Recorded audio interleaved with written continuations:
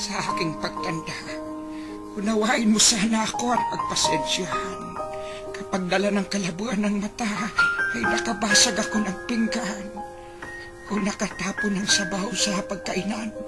Huwag mo sana akong kagagalitan. Maramdami ng isang matanda.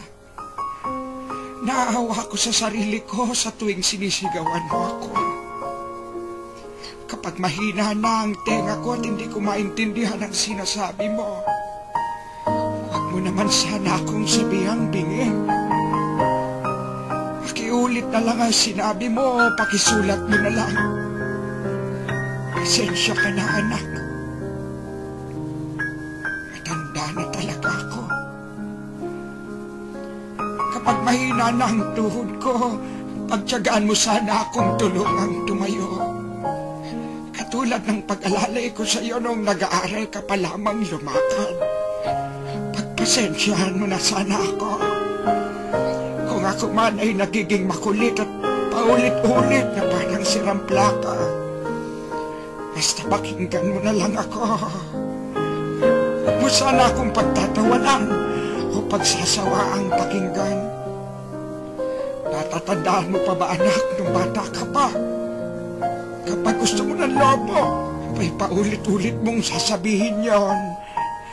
Maghapon kang nangungulit hanggang hindi mo nakukuha ang gusto mo. Pinagtiyagahan ko ang kakulitan mo. Pagpasensyahan mo na rin sana ang aking amoy. Amoy matanda, amoy lupa. Huwag mo sana akong piliting maligo.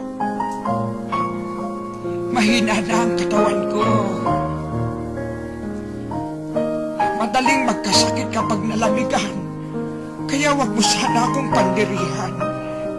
Natatandaan mo nung bata ka pa. Pinagtsatsagaan kitang habulin sa ilalim ng kama kapag ayaw mo maligo. Pagpasensyahan mo na sana kung madalas ako'y masungit. Lala na marahil ito ng katandaan. Pagtanda mo, maiintindihan mo rin ako.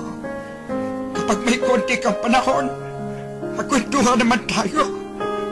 Kahit sandali lang, hinip na ako sa bahay. Pagkapang nag-iisa, walang kausap. Alam ko, busy ka sa trabaho. Palit nais kong malaman mo na sabik na sabik ako.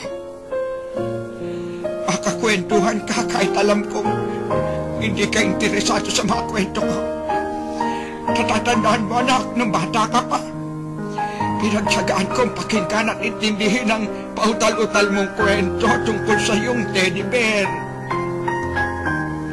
At kapag dumating ang sandali na ako'y magkakasakit at maratay sa panig ng karamdaman, huwag mo sana akong pagsawaang alagaan. Pagpasensyahan mo na kung ako man ay maihi o matubi sa higaan.